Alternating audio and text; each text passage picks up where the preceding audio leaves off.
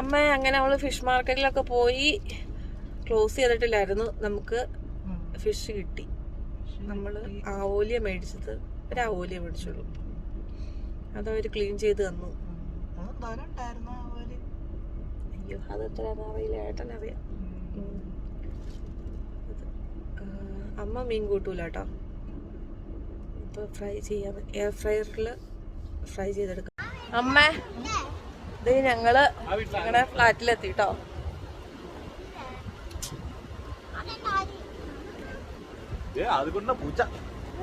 എന്നപ്പാ അങ്ങനെ ദേ ഞങ്ങള് ഫ്ലാറ്റിലെത്തി കേട്ടോ.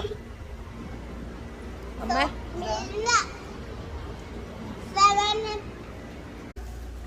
നമ്മള് തിരിച്ചെത്തിയില്ലേ? 2 കവറുണ്ട്.